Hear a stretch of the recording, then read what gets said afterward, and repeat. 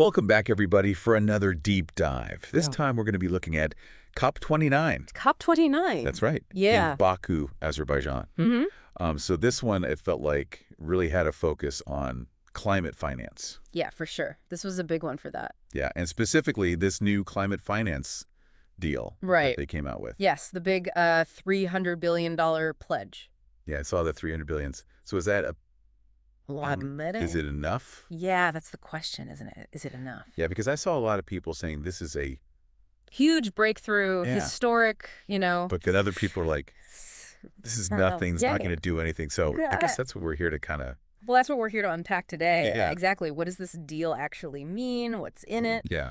And what could the impacts be potentially? Awesome. Well, let's dive in. Let's dive in. Okay. So at the most basic level, this new deal sets a goal of $300 billion per year by 2035. And this money is going to flow from developed nations to developing nations. What's that for climate action? Gotcha. It's officially called? Oh, it has a name. It does have a very bureaucratic name. Okay. The New Collective Quantified Goal, or NCQG for short. NCQG. Yeah, we'll just call it the New Deal. The New Deal. I like that better. But on the surface, this sounds like a lot of money. Like a big step up, right? Yeah. 3 times, they said more. We had 3 times the previous setting goal. Exactly. It's good, right? Well, you got to read between the lines. Okay. There's always a catch. There's always a catch, always some caveats. Yeah. And the first is our old friend inflation. Inflation, yeah. The original goal was $100 billion. Okay. Set back in 2009. Oh, wow. And that would be worth about $145 billion today. Wow, that's just because of inflation. That's a big difference.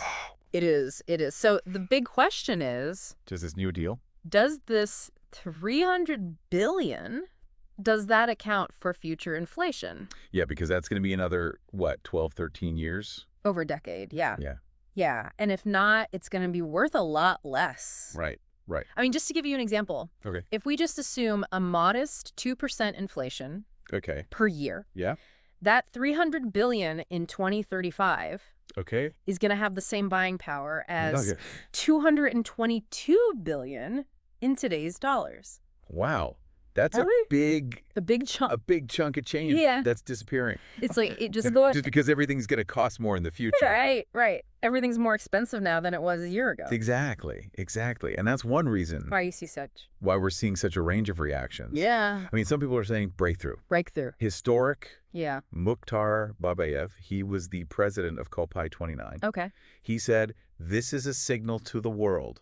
Ooh, a signal to the world. Yeah, that we are serious about moving towards a sustainable and equitable future. Powerful words. Powerful words. So a lot of folks are very optimistic about this new deal, but there's pushback. There's some pushback, yeah. I mean, a lot of environmental groups, even some countries. Oh, wow. They're arguing this is just not enough. Yeah. Given how urgent and how big this climate crisis is. Right. I mean, some folks are estimating that developing nations actually need like 1.3 trillion per year. Per year. Wow. To really address climate change. That's more than 4 times. Way more. Yeah. More than this new agreement. Exactly. 1.3 trillion. Where are they getting that number? So there's a report from the Independent High-Level Expert Group on Climate Finance. Okay. IHLEG for short. IHLEG, okay.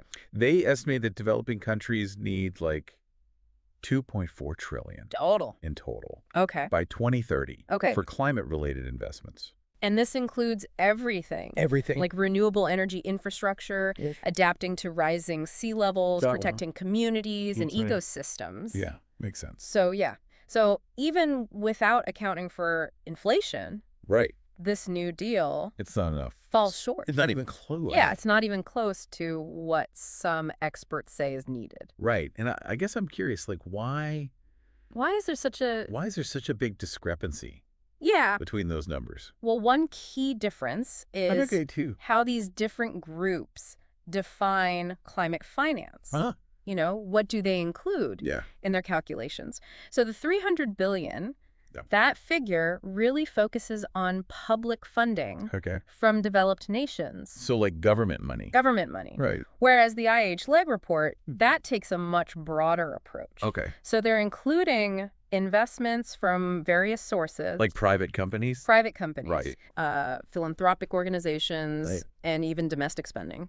So within those... Within those developing countries. Okay, so they're taking a much more kind of... Holistic view of where the money could come from. Where the money could come from, exactly. Okay, that makes sense. Yeah. So it's really just like how you define. How you define it. It changes the whole number. It does. It does. And the IH-Leg report also emphasizes the need for transformative climate finance. Transformative climate finance.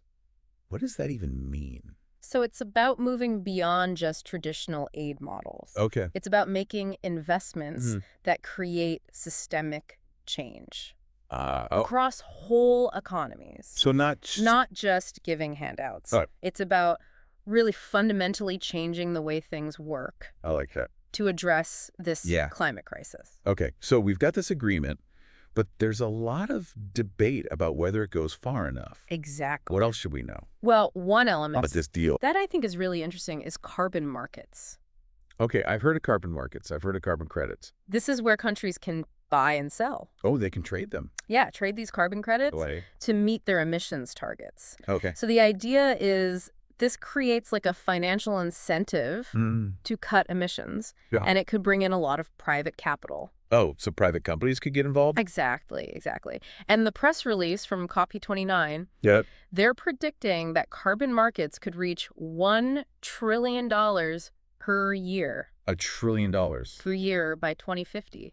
Wow. And they say it could reduce the costs? The costs of implementing climate plans by $250 billion. Per year? Per year. So that sounds like they're pretty optimistic about it. Yeah, they're really into these. They're bullish. Carbon markets.